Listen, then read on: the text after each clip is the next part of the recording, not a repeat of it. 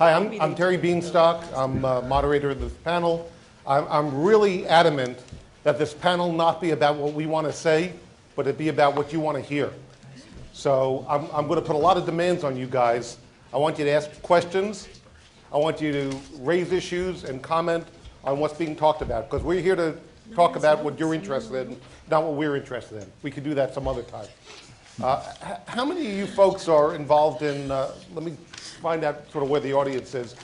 Who's on the content side, content creation, distribution, online, advertising, agency? We have an infrastructure. So we have a smattering of everything. Well, we have some of the leading experts in the industry to talk about advertising, and not from a theoretical sense. We talk about rethinking advertising, and when we created this panel a couple of years ago, we tried to make it a very pragmatic panel. This is about how to make money. It's not a dirty word.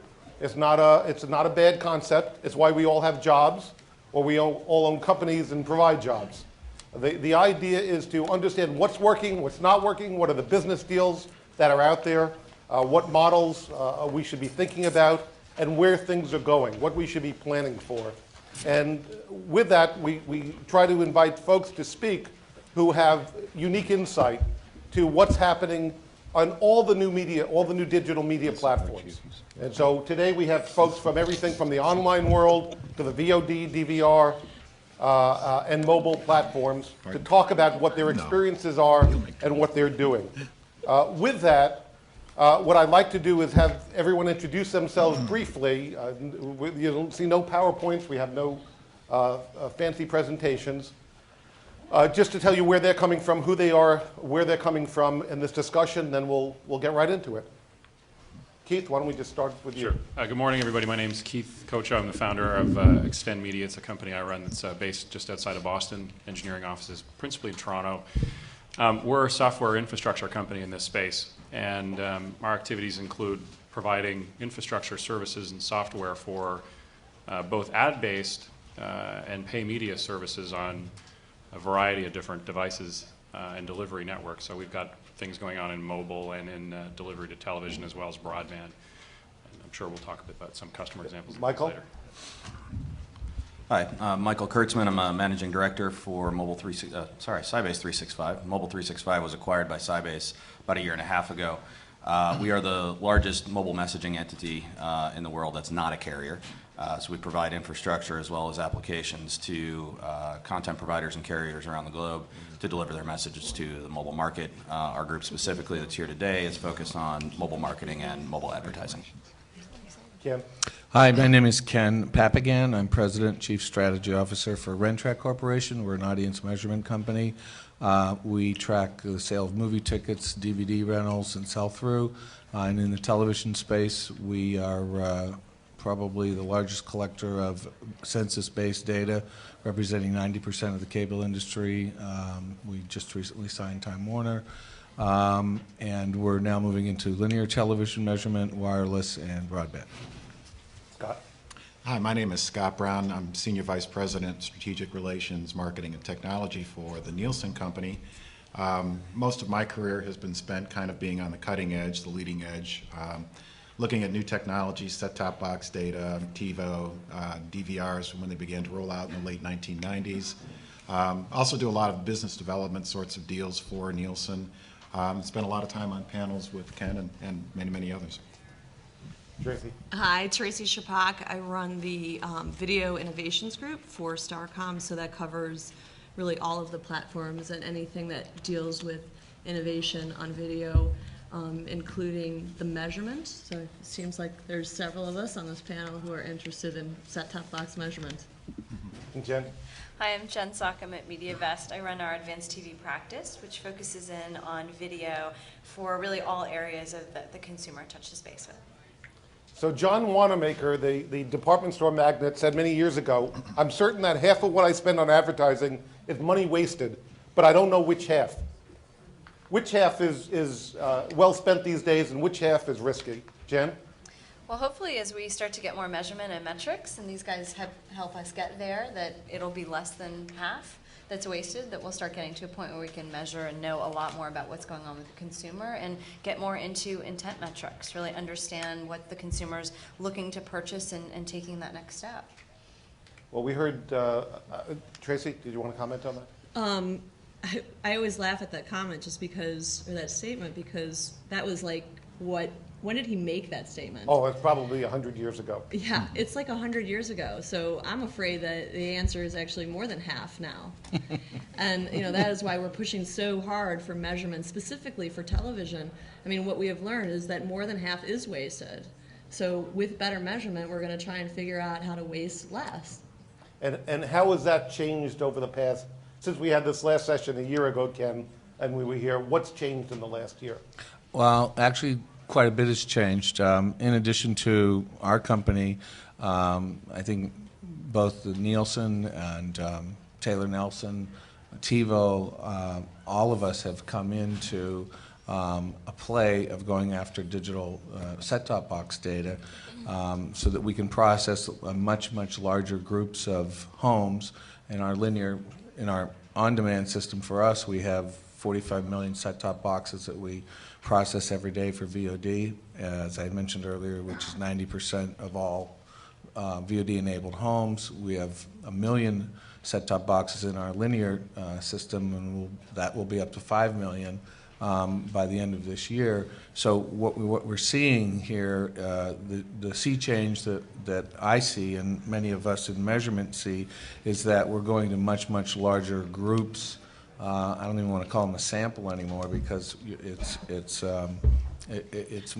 closer towards moving towards census. We'll never ever get to 100% census. It's just unrealistic. But to have these mega samples of large groups of people viewing behavior from which you can deduce intent and to watch, purchase, and everything else, and derive a lot of inferred data about the effectiveness of advertising, I think is a major transition that has really started to culminate in the last 12 to 18 months. And how is that affecting the advertisers themselves and the agencies as they make these strategic decisions? Tracy?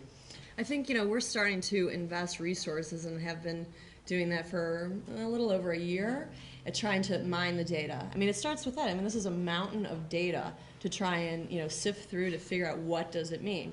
So we've been on it for over a year, and we're finding a lot of really interesting things. So the one that's been commercialized, I should say the significant one that's been commercialized, is the Charter LA system. So what we started to do was look at things like HD networks, a prime place to be for advertising, but unrated. Or what is unrated? We looked through the data and found 25% of all of television consumption is unrated. So that's a big opportunity for advertisers. So we're just really starting to mine it. We're doing deals off of it. We're using it as a currency and trying to move the conversation forward and free up more data. Scott, what are the big changes in the past year? Well, the big changes from a Nielsen perspective have been astonishing. If you stop and think that our business has produced program ratings, which the industry has used for the last 40 or 50 years, and then in rapid succession the last 2 years, this year included, we've seen essentially what we produce, program ratings, change to average or to live program ratings, which Les Moonves referenced in the earlier presentation this morning. And then beyond that, it went to what is affectionately known as C3 ratings, commercial ratings, average commercial ratings, plus 3 days of playback. In rapid succession, 2 very volatile years where the data produced by Nielsen has changed very radically. But it's changed radically in recognition that the industry is demanding change. The industry is looking for change. So the sorts of changes that we institute in terms of what we produce were not done in isolation. They were done in consultation with all of our client bases, trying to determine what is the best set of metrics to provide the industry and to help guide the panel-based measurement that we offer and provide. What kind of opportunities has it created for new media platforms? Michael? Well, certainly as we're looking at ways to spend that dollar a little more wisely, we can look at other markets. And you want to spend the money that you're already spending wisely, but if we look at a market like mobile, we're seeing a much more one-to-one interaction. It's a phone you carry in your pocket. Nobody else has access to it. So anything you do on that phone is what you're doing.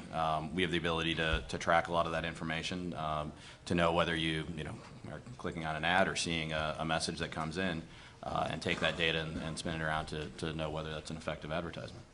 Well, since we just came off of the keynote speaker by Les Moonves, where we talked a lot about traditional advertising, let's start there, and then we'll go to some of the new platforms. What's happened to the 30-second spot? What kind of vitality does it enjoy today, and where is that going to be in the next year or two? What should we be thinking about, planning about as we develop our businesses? Tracy, you want to? I think the 30-second spot's going to make a comeback. I think that, if you just look at how hard it is to create additional units, I mean, I struggle with that every day online.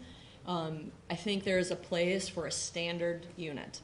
The problem is it hasn't been specifically measured enough to understand true target and true target delivery, and then we haven't invested enough in the infrastructure of addressable advertising. So once we have all this measurement, we want to be able to serve it to the right homes, so we eliminate the waste. So I think those are the two areas to me that I see major progress on that's going to really help the 30-second spot make a comeback. Jen? Yeah, I mean, I think for a lot of what we do now, the 30-second spot is a lot about navigation. It's about getting that consumer involved with your product and pointing them in the right direction, be it a virtual channel, an online website, a mobile platform, whatever it is. So I agree with Tracy. I mean, we've always said the 30-second spot is not going away. The question is, what can the creative agencies do with it to make it more important to consumers? Tracy mentioned the addressable piece of it. I mean, that's huge. How do you get that person really, we kind of like to say, how do you disrupt them, and then how do you involve them with your brand, and eventually get them to advocate what you're doing and get really involved in every aspect of that brand's products. How do infrastructure issues, though, enable that or impede that? Keith, do you want to talk about that? Yeah, in our particular corner of the world where a lot of this stuff is, I'd say it's very frothy, there's tons of new units, none of which at the moment are tracked and measured in useful ways really at all, but a lot of hype surrounding it. I would echo the comments of the other speakers that the 30-second spot and more traditional forms of inventory probably have a lot more legs in them. One of the services that we're working with now is called NBC Direct, and it's the download of high quality content, which also supports the download of traditional interstitial ads along with it. And it's easier to sell that inventory today, to track it, and provide a sort of a standardized consumer experience that someone can understand and monitor the effectiveness with later. Well, one of the things we talked about over the last couple of years is a threat to the 30-second spot with DVRs. Scott, do you want to talk about whether that has come to pass or whether that's a problem averted? Sure. I do remember meeting with Replay TV and TiVo back in '98 when they first began opening their doors and this new product called DVR was hitting the marketplace. And I thought then, and it's been confirmed today, I mean, it's an unbelievable device. Has it impacted television? Unquestionably. We're seeing penetration of DVRs within the Nielsen sample somewhere between 22 and 23%. And I myself have many of these devices purely for research purposes in my home. But the device is unquestionably enabling commercial skipping. We're seeing it. We've done a lot of studies. We did a deal with TiVo during the period 2003 through 2006 where we actually processed 10,000 homes of their data, set-top-like data, and learned a great deal and offered it to the industry. It wasn't a gangbuster in terms of a service, but it did provide a great deal of insight about DVR measurement and DVR usage and the patterns and so forth. What did you learn? Began to emerge. Well, we first of all, we learned that the amount of DVR usage is really governed by the size of the hard drive. And also we learned that if somebody records content, within about a 7-day period, if that content is not played back, it simply falls off the DVR. It's never going to be played back. So about 95, 96% of the content is played back within a week, or it simply dies. And either the DVR automatically erases it, or the consumers just decide that the episodes aren't worth watching. We also learned that there's a considerable amount of commercial skipping, not to anybody's surprise. 50, 60% level of skipping was fairly clear from the data that we were looking at. And again, it gave the industry a bit of an edge to understand, prior to it being a part of the Nielsen rating service, what sort of things we were seeing on the TiVo platform. So we thought it was instructional and it was useful, but in 2006 that work ended, And then we began to introduce the actual measurement of DVRs in our measurement panels. Tracy, how did that affect your analysis with your clients? Well, as soon as Nielsen discontinued its service with TiVo, TiVo decided to launch its own service, which Starcom, in partnership with TiVo, helped develop and name and improve as well. So we're going to move to a panel, which we've never really, at least to my liking, been able to see the level of demographic behavior on DVR. So I'm asked a lot of questions I cannot answer because we don't have proper data. So we've worked with TiVo closely to try and improve their product offering. I would say the other thing we learned is that 40% of viewing is consumed in a time-shifted mode, with roughly 60% of the ads being skipped. It was definitely a wake-up call. I did an analysis on the Super Bowl to show that a third of the Super Bowl is time-shifted, and in fact that actually helps advertising because they're time-shifting in order to rewatch the ads. So there was a really high rewatch rate on the Super Bowl. That's contrary to kind of what we had thought before. I've done a lot of research to say, is there any recall left even when I'm skipping? We've really tried to boil down what the impact of the DVR is, and there is no doubt in my mind that it is having an impact on inventory. Inventory is disappearing because of skipping. Jen?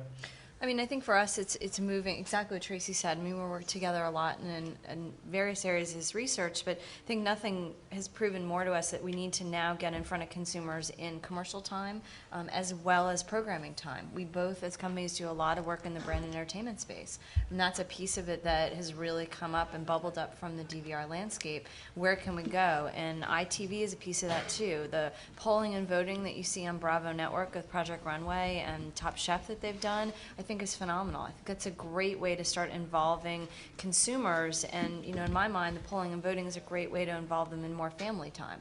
It's a way. People are always looking for ways to get people involved. And what's better than watching a type of reality show and voting with your kids, and who do you think really is going to be voted out next? Who's the best outfit? So I think all of this is starting to get us into new areas with the 30-second commercial and with DVRs. It's just encouraging us as creative agencies and media agencies to think out of the box, think very differently, and challenge our partners even more so in the research landscape. Any questions? Questions? Yes, ma'am. Well, there was this whole argument we heard that each time you forward your programming on TiVo, you're actually concentrating on the ads that you're forwarding, and your attention is higher at that point. So your brand recall perhaps is higher when you forward an ad versus when you just view it. Is that true at all? False. I think, we've actually tried that study a few times, and I think the learnings are fairly consistent. You know what? Why don't you repeat the gist of the question? So the question is basically when I'm fast forwarding, because eyes on screen, more intent viewing, is the recall of the ad message even higher? And even if I was just to say the message is lost, because, maybe just brand recognition, I'll even go there. I think it is, you get a lower score on recall of even the brand. Was it a Coke ad? You don't even remember that. Because what's happening is your cognitive load is concentrating on where I'm going, not what the message is. It's like I'm looking for the end to start the program over. So my cognitive load is basically being allocated to that function. So a key question to ask when you look at research is how long the delay of the recall was. So maybe immediately I can remember it, but 24 hours later, there's like nothing left. And that's just of the brand, let alone what the advertiser was trying to do is communicate a message. Question? There's been a lot of talk in the industry about second-by-second measurement data. People on Tracy and Jen's side of the table, and your clients seem to want it. Nielsen isn't really providing it yet. Some other people claim to be providing second-by-second data. I'd like to hear some discussion about the relevance of second-by-second, whether you actually do want it, what you can use it for, and what Nielsen's position is. I know you've started to test it, I think, with Sure. Charter, but... Well, since you mentioned Nielsen's name, I'm going to assume the question's directed to me. It may not be. Well, you guys are obviously the big powerhouse Sure. in the industry, and so your name often is mentioned in the discussion. Okay. Well, I think all of us have a view, but let me share the Nielsen view. Not too long ago, we put together a brand new division in Nielsen called Digital Plus. And the idea was to put a sales, marketing organization, and also resources down in our Florida processing center around this notion of being able to access cable set-top box data and be prepared to process that data. That division is in place. It's operational today. Not long ago, we made an announcement, as recently as 2 days ago, I believe it was, with Charter, which is the first really commercial announcement that we've been able to make about gaining access to data out in LA and being able to process that for commercial purposes. I have to tell you that we have other arrangements in place with other providers, but unfortunately we're not in a position where we can go public with them because most of the providers that have new sets of data are very interested in learning about the data internally first before they go actually out into the marketplace. And if you were in that spot, you'd want the same sort of approach. So we're trying to be very, very patient, but we do believe that our sample-based business, which we still believe is a very, very profound business and will be for many, many years to come, and is really excellent at providing very deep demographics and information about the households, can actually be complemented very nicely by the presence of digital set-top box data. So our statisticians and methodologists are working internally examining methods by which we might actually take the cable set-top box data and actually integrate it with the existing Nielsen data that we produce out of our samples. And we've spent an inordinate amount of resources in trying to put together these models and put in these processing methodologies in place. And probably you also saw in the press that we just made an acquisition of a Mark Cannon product that is allowing us to get into the processing and delivery of data on a second-by-second basis. So I believe that Nielsen is taking all of the right steps to try to get to a point to provide second-by-second level precision from the set-top box data. Now, with respect to our panel, certainly there is this kind of growing sense that we have to move our precision. It moved from program to average program rating on a live, or to program rating on a live basis, to C3 this year, and certainly the push will probably take us down the path of actually measuring commercial audiences and so forth. I mean, that's foreseeable. So there's a lot of change at Nielsen, and maybe the next question around I'll introduce the A2M2 stuff, but in fairness to my colleagues, I want to give Tracy and the rest an opportunity to respond. In terms of what we're doing to activate on second by second, we did a deal in last year's upfront with Discovery HD. It was an inventory that we really wanted to buy, but was unrated because of their penetration. So we went ahead and used the TNS Charter data, which TNS has had well over a year before Nielsen decided to make its announcement 2 days ago. And today we're making an announcement that Starcom is no longer going to buy unrated networks. So if you have a currency, which we believe we can use TNS as a currency to buy unrated networks. So we're moving forward with accountability, no longer buying unrated networks. The HD space is really important to us and using that as a measurement for HD. I'm also seeing set-top box data improve as it starts to get more freed up besides Charter LA. So you see DirecTV and TNS cut a deal, so you're going to see 100,000. That makes it national panel. So we'll get demographics. It includes DVR. So we're starting to correct some of the flaws of early introduction of set-top box data. And I think the one thing I'd like to stress is, as an industry, and nothing against Nielsen, I mean, they have great products, but we've gotten ourselves into a situation where there's no competition. So what is the motivation to improve the product set? So that's why I continue to beat on the drum of saying, free up the data, make it a more competitive marketplace, so these companies who provide data and reporting like Rentrack and Nielsen and TNS and TiVo are incentivized to have a competitive marketplace. Ken? So I'm going to mix it up here a little bit and say that second-by-second data is certainly something that we collect in on-demand and in our linear product. The dirty little secret is that when you're out in the marketplace, it can be as much as 10 seconds difference in when any given television set sees a particular second, but nobody wants to mention that because they're trying to sell a second-by-second product. I'm here to tell you it's all screwed up. And to develop the algorithms and to study what it is to play back in different environments is paramount to this issue. When you get into server-based media, meaning video on demand or linear television that is served off of a server, that those problems begin to get diminished somewhat. But I think a lot of the controversy that you're seeing with that Nielsen is having to suffer through with their current products are based on the fact that a lot of this data is it's confusing because of that difference that's out in the field.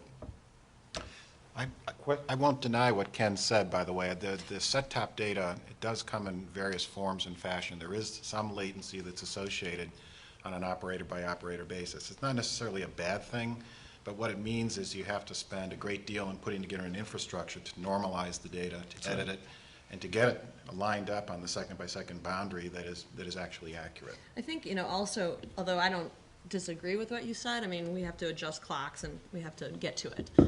Then I think, trying to poke holes at the innovation, slows it down without real recognition for what we're using today. Right. I mean, that's where I start to go, this is better. We have to invest in this moving forward. This is a better solution moving forward. I totally agree. There are things we have to work out, but I think supporting it and moving forward to a more granular digital-like measurement is where the industry should go. So I just, I want to say too, I know Ken works a lot in the on-demand space, but I'd be remiss if I didn't say it's great that you may be looking at it, but boy, we have 2.5 data points on on-demand, and we've been looking at them for 4 years. We're not even close to getting there on on-demand. So I know you say that you're looking at it, we're going down that path. Well, where is it, and when can we get access to it? Because right now, all I can get is impressions, unique impressions, and every once in a while, average time spent viewed of an on-demand asset. Right. We're sorely lacking in the video on-demand space, and we're hurting ourselves. And Absolutely. We're actually seeing money push over the broadband space and lose it in video on-demand simply because we can't get access to anything like that. Right. So I'd love to see it, and I'd love to get further even there. There's, we would love to give it to you. We are... Bring up an MSO. the difference between Nielsen's business model and our business model is Nielsen owns their own data, which is an advantage, and it's also a point of attack where people come after them. In our case, we don't own the data. The operators own the data. We do give data at a very, very granular level, much more data points than you receive, to our content providers because the operators permit us to do that. As I think it was Tracy mentioned earlier, or maybe it was Scott, that all of these folks have to get familiar with the data themselves before they feel comfortable letting it out. So we have not yet been permitted by the operators to sell the product directly to the agencies. That's the reason why you see everybody in the measurement business going and buying the charter data, because it's one market that's completely census-based in terms of the homes that they reach, and they also have a lot of money problems. So they're willing to sell it, and you can sell it directly to advertisers, and they don't care. They're hurting. Somebody like Comcast or Time Warner, they've got a lot to worry about before they start letting that data liberated. And we hit on them as hard, if not harder, as you do, on a daily basis to let us get an agency product out there. And we've had those conversations with you many times, and it is a challenge. And the advent of other modes of distribution beyond cable in the market, I think, is going to apply pressure to that, and I think you're going to see some liberation of that data coming in the next 18 months. And any 18 months is never soon enough. I'm encouraged, though, I have to say. I think we're making movement in the right direction. And Project Canoe, for those people who are aware of what that is, it's codenamed Canoe. We'll see what its real name becomes. But I think the cable industry is starting to work together. And I think people Why don't you talk about what it is?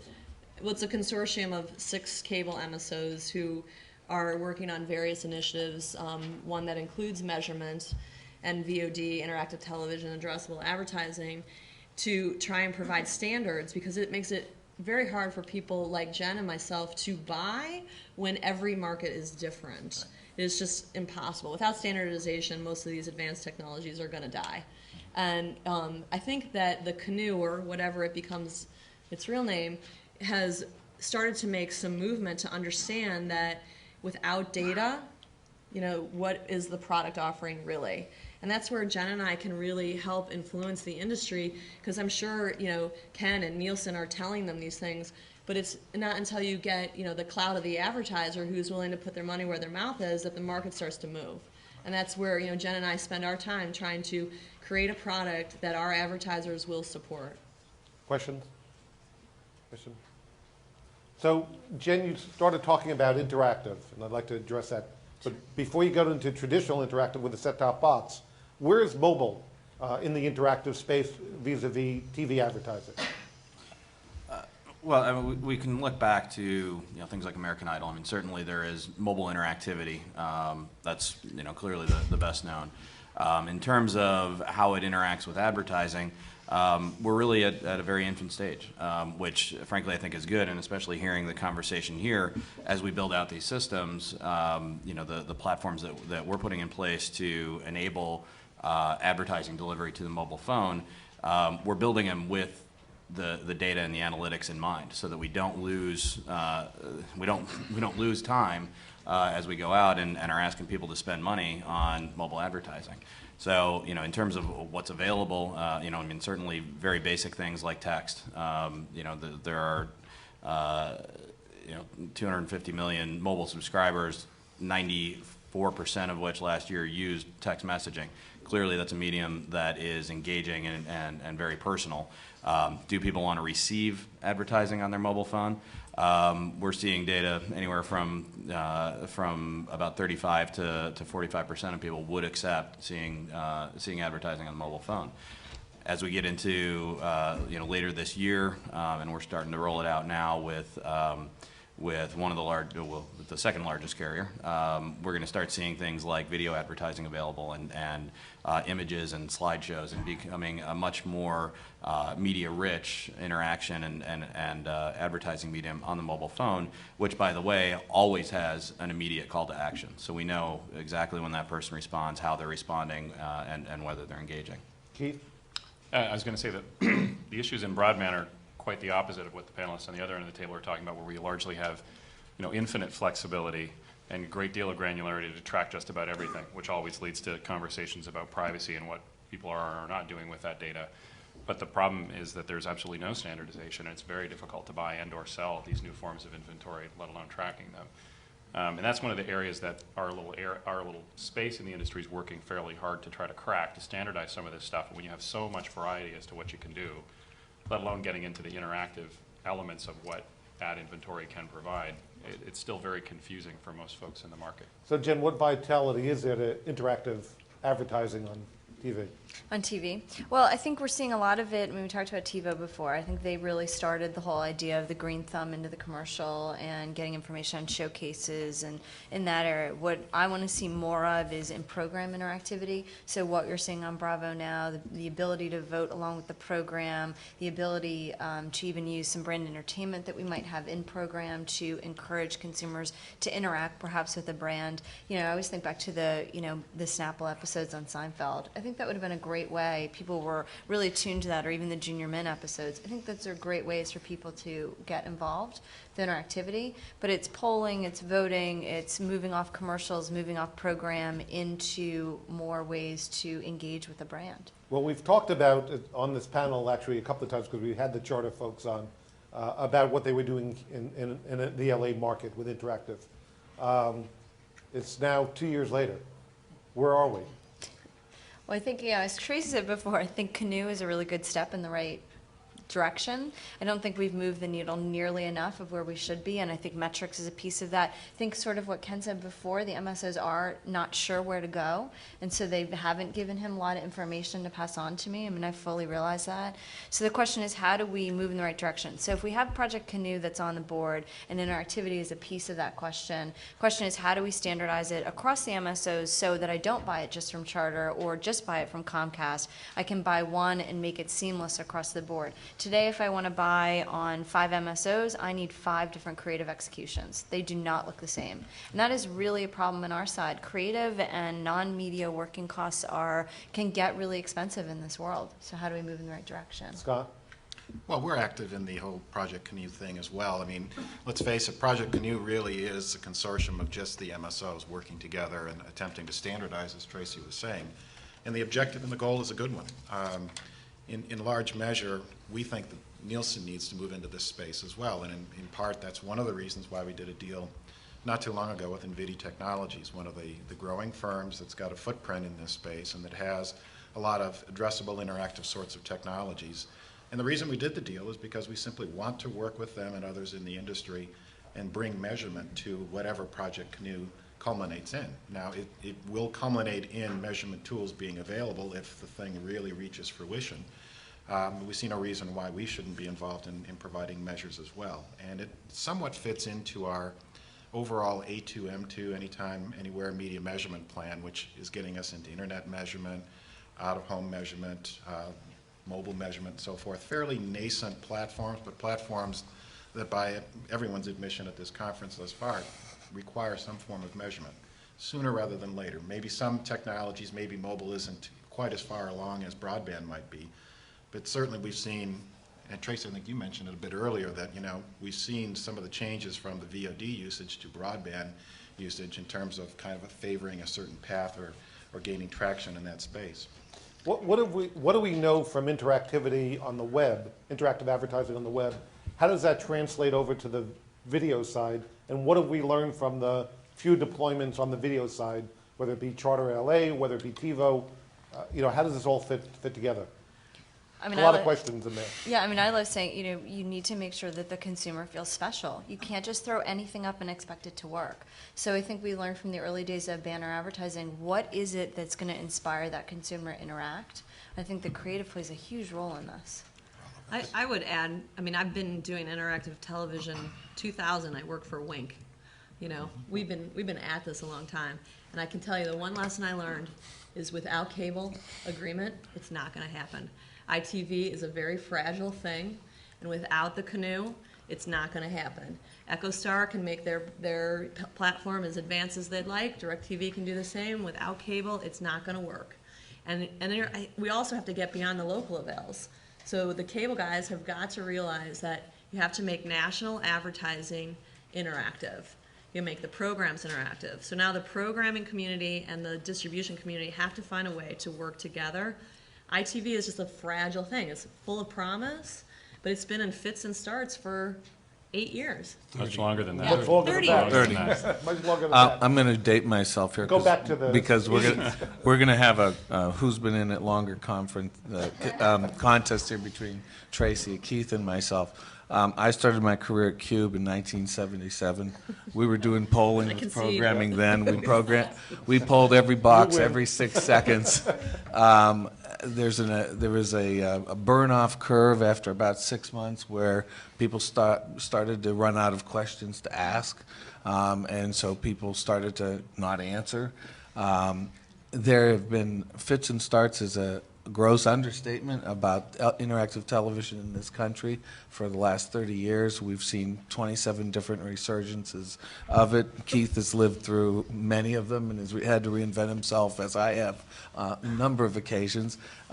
It's a wonderful thing. They've proved it to be successful in Europe. Somehow in this country, we can't seem to get all the sheep in the same pen. And it's not even herding cats. It should be sheep. And we still can't seem to do that. Having said that, I remain, after 30 years, a tremendous proponent of interactive television, and my record speaks to it, and it's a wonderful thing. If Canoe can get us there, great. I'll believe it when I see it. Keith? Yeah, lots of arrows that we share from this experience. I'd come back to some of the technology issues again, and it's to a degree standardization as a subject, because the issue when you look at adding interactivity to media when you're in the web environment, it's relatively cheap. You can buy a tool for next to nothing or get something for free and begin to add value-added capabilities to programming material. Each of these deployments within closed cable, telecom, or satellite networks have proprietary technologies attached to them that are expensive, gated, and as some of the other speakers have mentioned, do not translate across other distribution mediums easily. So you always have this very vertical development effort that you have to do to build creative that runs in a specific area on a very small footprint. And it's very hard to make economic sense out of building any kind of collateral information off standard programming, let alone the issues you get into when you start talking about someone branching off program material. It's easy to do that when you have programs that are created for that experience, like live and participatory and rated polling programs, but very different when you attempt to stick a spinning logo beside George Clooney's head in a feature film and expect that he's going to be okay with that. There was a wee little strike a while ago that had a lot to do with those sorts of issues. So it's not, I am ever the optimist, as is Ken, about this stuff, and we continue to move progressively forward, and the stuff is getting less expensive and more compatible, but there are still some significant barriers. Michael, is it just too hard to do it up by a set-top box, and is mobile the solution? Or a solution? I'd love to say that it is the solution, no, but it is a solution. I mean, certainly, as we build more TV to mobile interactivity, we can start to track the data a little bit better and know, what people are doing and how they're reacting. Just as these guys have been working on it for 30 years, we're just getting started in it. We've learned a lot from that, but we're still early. Well, one of the lessons, you mentioned Europe. One of the lessons from Europe on interactivity with set-top box, interactivity through mobile, what's working there, what's not working, and why hasn't it been adopted better here? Well, I think, excuse me for jumping in here first. It's just because okay. Asking you. I've been there, so I know. One of the greatest things that happened to Europe was they decided to go into interactive television before the internet was really around. And there was really only one solution for an operating system, and that was OpenTV. And OpenTV was designed for satellite, and as we know, most of Europe, except for 40% of the UK and a lot of Germany, is satellite. And the OpenTV system, operating system, was geared for satellite, and it got these guys into interactivity very quickly. Murdoch got behind it and made as many of the Sky channels interactive as they could make them. The other thing is, they're permitted to do gambling and porn and things like that on interactive television, and so it's a huge success of there, and there is a common platform. Why hasn't it just taken off, at least with satellite, in the U.S.? I also worked at OpenTV, and I would totally agree with everything you just said. And the problem with satellite here is, we can't do gambling, and we haven't really gone after the porn industry on satellite. OpenTV hasn't gone after it, and EchoStar has essentially, which OpenTV is fully deployed on EchoStar, so it is the U.S. largest deployment of interactive television, sitting on roughly 14 million homes. But they have come to market with a product that is only for advertisers specifically available off their local inventory. That local inventory, you saw Google write a check for it and Echo be the only one who gave up their local inventory. There's a reason. I mean, that inventory is not that valuable for the big national advertisers that Jen and I represent. So unfortunately, it's sitting on inventory that we would have to buy in order to get the interactive TV component, and we don't want the inventory. And it's a very big expense to get interactive television. Put it on the national avails that I'm already buying from ESPN. Yes, that would work. Michael, so what's mobile learned from Europe? Overseas? Well, certainly similar issues. I mean, the content available on the mobile phones throughout Europe and other regions in the world is very different than the content available here. Carriers are in the U.S. are very restrictive in the type of content, alcohol, pornography, gambling, tobacco, all of which is available throughout Europe. It's also an issue of the business models, and I'll go back to the comment that you made earlier, that if we look at broadband penetration in Europe, it's nowhere near what it is here, right, in the home. The mobile was, from very early on, a lot of people's only access to the internet. So those types of things that we see as broadband penetration here were on the mobile phone early in Europe. Because things like gambling, pornography, et cetera, were available on the mobile phone, advertising came in a lot earlier too. One of the major differences that, and something that I think has benefited us here as we've rolled out advertising platforms in mobile is just the business model. Users in Europe don't pay for a message they receive, so they can spam the hell out of them, and it becomes extremely ineffective when you get 10, 15 messages a day that you didn't want, that are advertising, that have no relevance to you, have no demographic targeting.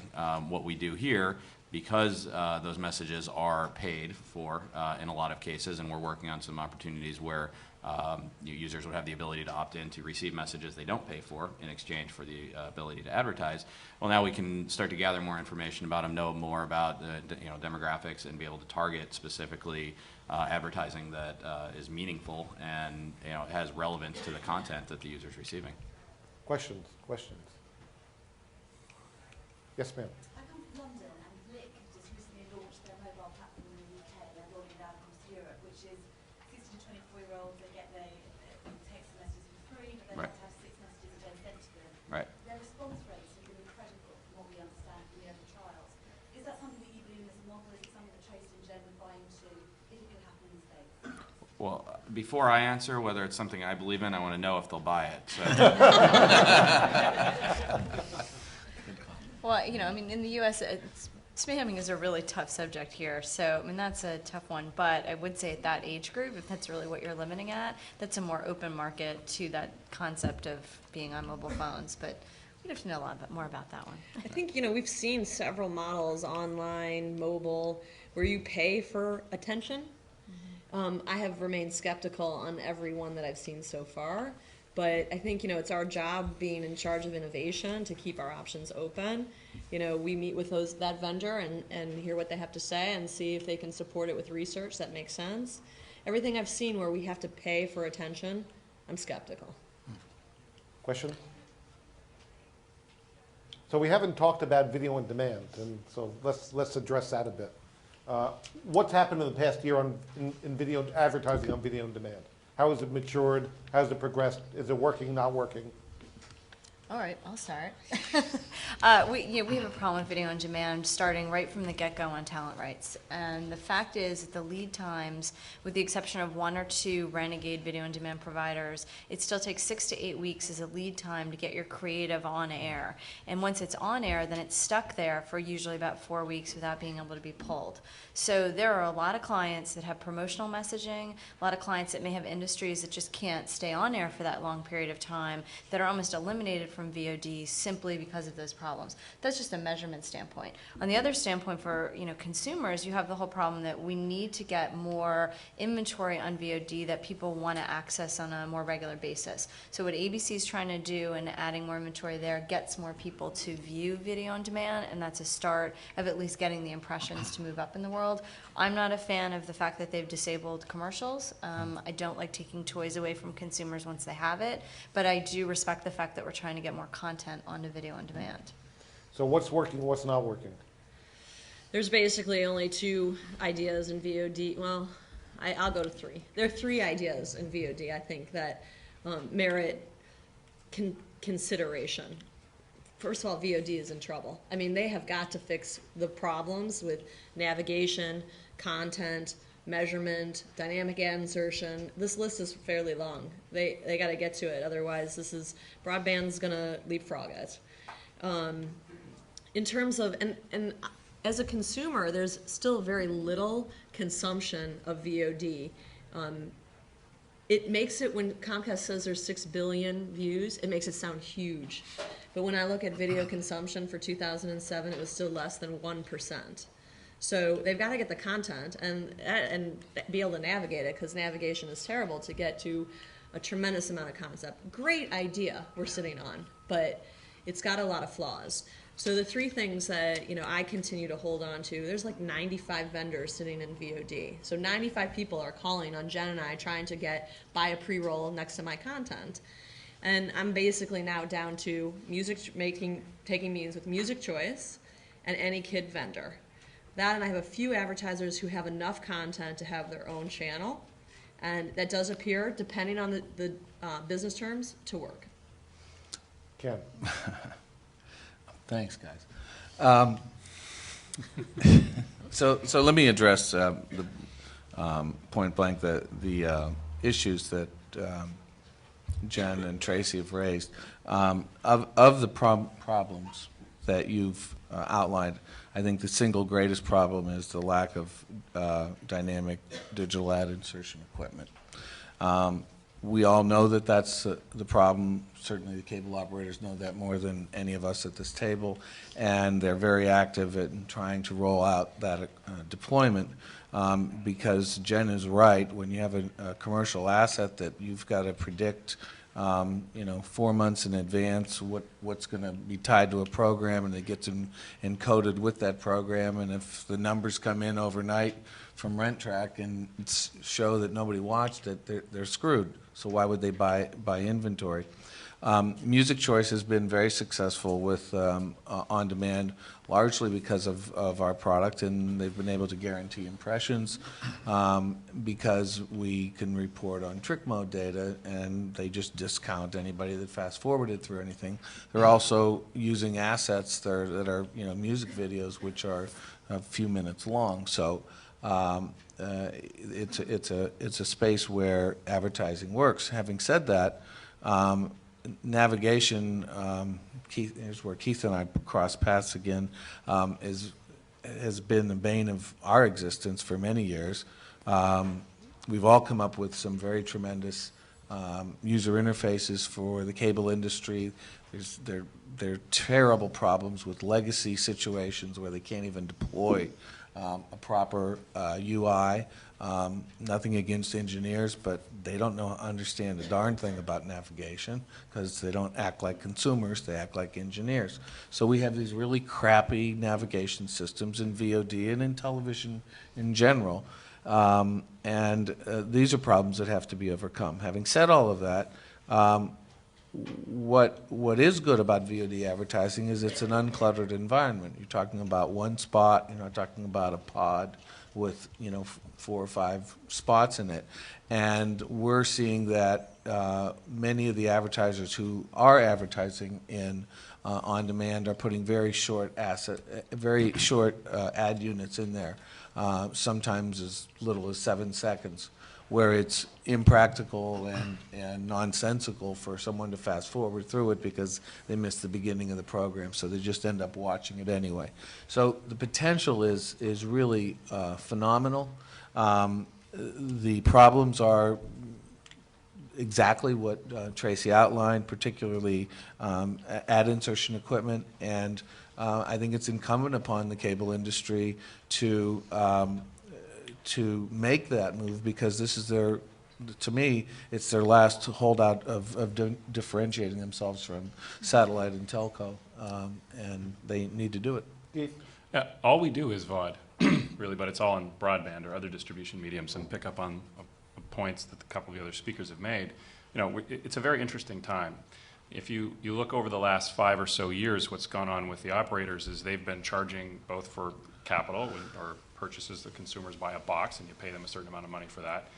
And then you pay them a certain amount of money per month, and I'm referring to the DVR that is inevitably taking money out of the broadcaster and media companies' pockets in some way, shape, or form, because you're skipping ads, to bring it back to the conversation we had earlier. And you look at the investment that cable and others have made in VOD infrastructure, they're at great risk of being eclipsed over a reasonably short period of time by what's going on in broadband. The capabilities of a service like Hulu that was just launched last week went up reasonably quickly. I think the capital cost to put that thing together was quite small compared to what the cable companies have made in investments in VOD infrastructure.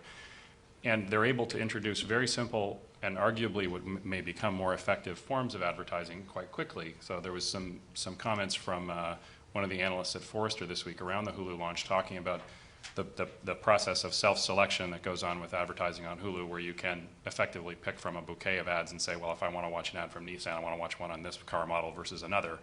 That dynamically is increasing, arguably, the targeting potential of that inventory. And you can add that innovation much more quickly in broadband based on some of the points I was making earlier about the tools and technology and cost barriers that are just not the same as they are in the traditional VOD marketplace.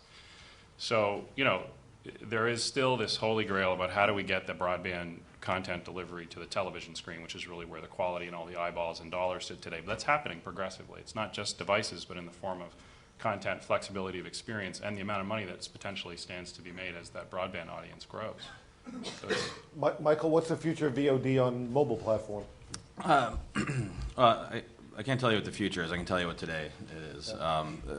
Video on the mobile, you know, I have some statistics. I didn't bring them up here, but out of about 15 advanced features on a mobile phone, things like MMS, text messaging, gaming, video is the lowest in terms of usage. Surveys have shown that the interest level of watching full-length programming on mobile phone is just not relevant at this point. You know, we've heard conversations yesterday about you know, just repurposing existing content for platforms that it just doesn't work on, and I think that's the problem right now, is that you know, the content that's being repurposed for the mobile doesn't work. Nobody's going to sit and watch a half hour or an hour program on the mobile. Likewise, there hasn't been anybody that's created really good, relevant video content for the mobile phone.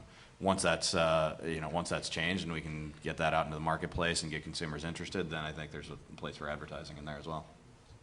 Questions? Yes, sir. Ma'am. Oh, good to see you. If you think the iPhone is changing that? It is changing. Sorry, the question was, is the iPhone changing that? So is it changing people's willingness to watch full-length programming? You know, again, there's still, you know, at this point, the iPhone is not a 3G device, so getting good quality streaming video is still not quite where, you know, I think the consumer standards are, given the advances that have been made in home media. Will it change it moving forward? You know, I mean, again, the iPhone is an iPod with a phone, so, you know, people are more frequently downloading content to the phone and watching it in, you know, the same iPod format, so it's really not any different than a device that isn't connected. So at this point, I really don't see the iPhone. Anyone from Apple here? No? They don't need to come. Okay, no, they don't need to. I really don't see that from a video standpoint as all that different than a video-enabled iPod. The fact that it's connected, you know, you're still not really pulling streaming video in the same way that, you know, that you would, you know, from a home device or something along those lines. Yes, sir. Correlate to that question, because they're very clear with the Apple announcement that the iPod and the iPod Touch are companion devices to develop for. So since the iPod Touch is bought by many young people who are around Wi-Fi networks, does the availability of Wi-Fi help change your metrics and measurement methods for having that return channel without an operator? Sure, if it, you know, widespread, citywide, countrywide Wi-Fi, which, you know, is not, you know, I think where all of us thought it would be, you know, 4, 5, 6 years ago. You know, that's still not a, you know, a very open network. The wireless operators really haven't built out Wi-Fi networks in the way that I think they indicated they would several years ago. The percent of their infrastructure budgets that are being spent on 3G and, you know, 3.5 and 4G networks is, you know, it significantly outweighs what they're spending on the Wi-Fi networks. Question? Question? I mean, I can comment on the, before you get there, for the iPhone, you know, for advertisers, I think one of the big things for us is the fact that you can now take things we don't have to worry about on deck as much. So as we go to the future and we see 18, 24 months out, more types of iPhones and easily enable search and things like that, we could see a definite change in search. We can definitely see a change with our out-of-home advertising and what we do with it if you have these devices and they're so easily accessible. And then on the back end, I mean, we're just talking about the fact that I don't have to worry about being on the mobile phone exactly in the on-deck area. I can actually just point people to maybe smaller microsites. So we might change the way we do more out-of-home. I would agree. I think the iPhone, but before the iPhone, I was mobile video, you could just forget it. You know, on deck, all those problems, you could, and the screen, you could forget it. You get the iPhone, as an advertiser in an agency, I'm like, game on. I mean, it is time to start to look at what we can do. And that, in my experience with my 3-year-old, I mean, he watches the video on the iPhone for a good hour a day. So I'm a little more bullish than I was before, which was negative. And so I think there's a lot of opportunity to explore. And even beyond video, the idea of software as a new media. I mean, I love the idea of widgets. Apple does it so simply. I think that there's a really good opportunity for the right advertiser there as well. Sorry, go ahead. You take the question? You want to? No, the gentleman had a question, Yeah. so I don't want to. Yes, sir. I was just going to ask, I mean, the big problem with broadband compared to VOD for consumers' use is what Keith mentioned earlier, getting it to your TV. Do you think things like the Apple TV or DirecTVs do VOD over broadband using someone else's internet connection? Do you think that's getting close to changing that? I do. I mean, currently the price point for those devices and obviously the distribution of them is still a challenge, but we're heading in the right direction. And then Sling, announced a couple of new devices at CES that are going to be coming out shortly that are quite interesting, and now under EchoStar's ownership. And those types of things that lower the barrier and start, getting it, because it's relatively straightforward to up the bandwidth of what you put on broadband so that it would be more consumable on a television. The challenge is just connecting that. It's still sort of a sidecar experience, which is most of the video stuff we're talking about even in mobile, which is where the content itself comes down to the PC or Mac in some form, and then finds a connection once it's already in the household to that larger device, or in fact a personal media player in the form of a mobile phone. I'd like to offer that at CES. I mean, we go through CES pretty closely. I mean, a lot of the set manufacturers are now building in Ethernet connectivity with the assumption that plugging broadband into your television is becoming an important experience, not for search purposes, not for a browser per se, but rather for the ability to be able to connect, download content, and so forth, and try to stay out of closed systems. I think one of the things that the Apple system has working for it and against it is it's a closed system. You have to operate within that system in order to get your content. So we're looking at that very closely as one of the expansion factors, because the sets are getting very, very cheap, and there's even a set that Walmart is having built now that's a 52-inch LCD high-definition TV that's supposed to be priced out around $850. That changes things pretty rapidly when you have Ethernet connectivity and a large, high-definition screen television in your home at that price point. You saw TiVo's announcement with YouTube too, right? So yeah. Similar sort of thing, simple gateway to get content from broadband web into the television device. Okay. No, I would agree. I think the one of the next new things for television is going to be the porting in of video content, not the old Microsoft Web TV model of trying to look at a browser on a TV set, but the notion of using the internet. I've always said the internet's not a destination; it's a distribution platform. And using the internet to get content to the television, I think, is going to be an increasingly interesting area, because it is a bypass, if you think about it, of the very people that bring the wire into the house. Yeah. So those issues have to be worked out as well. But I do think it's a up-and-coming thing. If I could, I just wanted to make one comment about VOD. I don't want to backtrack too far, but Ken's business is obviously a robust business. Nielsen is into measuring VOD as well. We have a new product called Nora, and it basically does the same thing. It takes in the transaction detail data from the MSOs, and we produce reports and so forth, and so we're trying to grow that product. But to the broader issue of VOD success, not success, one of the things that I found troubling about VOD, and I was responsible for a project to enable Nielsen to be able to measure VOD in our syndicated service, was the very temporary nature of the early deals, the early content deals that were done for video on demand. It kind of gave one the sense that there was certain uncertainty about this whole business model, and I think it kind of conveyed an impression to the industry that was unfortunate. Whereas you see the move to broadband, because there's a sense that broadband, there's so much more control over the content and where that content goes, and opening up your website as an outlet for broadband connectivity, it just seems so much simpler and easier. I'm hoping that video on demand, once the educational woes are overcome, once the technology changes that need to be put in place that Ken talked about, the standardization, the ease of getting to the VOD service, the understanding that the price model is actually fairly advantageous in some respects, I think video on demand still has the ability to grow, not broadband notwithstanding. Question, sir. As internet-enabled TVs become more pervasive, how will this change advertising and new advertising models? If we move to an ad-funded model for content that's delivered to the television program? Well, I was just sitting here thinking that one day I'm going to be out of a job, because it's all going to work itself out. We'll get back to a steady state. All the content's going to be freed, And, it'll find its way to the consumer whichever way is most efficient. And again, we'll move back to advertisers and their agencies having the relationships with the programmers. So, I started to dream of that world and think through all of the problems to get there. But there's no doubt in my mind that advertising is going to be part of the equation. The bill is just too high now, and overwhelmingly everywhere I go, you'll see that people are willing to accept advertising in exchange for free. I think it is our challenge to make that advertising more accountable and more relevant. Yeah, I think in the end of the day, it's going to be a lot with these guys talking about the metrics and measurement. That's got to follow along with it, and people like Tracy and I will follow these guys closely and where they go. Keith? Yeah, I would agree with what they said. I think there's an awful lot of experimentation going on with new types of formats and so on that people are quite excited about, but it's still very early. And we are definitely heading back to, at least in terms of where we're seeing the money go in the VC community and other sorts of things and the kinds of startups that are getting funded, it is definitely veering back towards the older days of broadcast television before cable, which is necessarily a bad thing. Question? Did you have?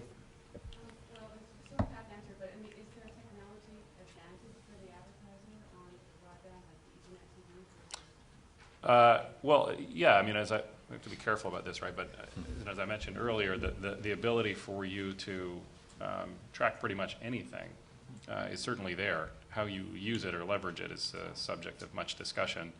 And then the other sort of axis that you can work with is the high degree of flexibility in the consumer experience and inexpensive sort of tools that get you there. So you can put out huge amounts of content. If you look at the internet as an entertainment vehicle, whether it's VOD or broadcast in its orientation, it has two fundamental advantages. One of them is immediacy. I don't have to wait for anything to be scheduled. And the other is just vast amounts of selection in terms of the amount of content that's out there, and that the economics of getting content onto broadband networks are fundamentally different. In fact, most of it's being underwritten by sort of forward-looking advertising models. If you look at what YouTube does and the amount of storage that they persist, you can throw a lot of stuff up there, and then the advertising opportunities that present themselves just in those communities alone, they just enable a high degree of experimentation. It's really hard for closed network providers to do that stuff. It's too cost prohibitive. So it's still really early to say that any of these new formats, there's lots of terminology associated with it, overlays and takeover ads and all these kinds of things, whether they will be measurably successful and valued by advertisers, but there's a lot more experimentation going on there for sure. Niche markets that you can get access to and things you can do for far lower barrier of entry than you'd be doing in traditional systems. So there seems to have been in the past year a proliferation of digital signage venues. You see now screens in taxi cabs and buses, and obviously airports for a long time, in stores, and more stores. Where's that going? What's happened in that venue, and what's the prognosis for that business?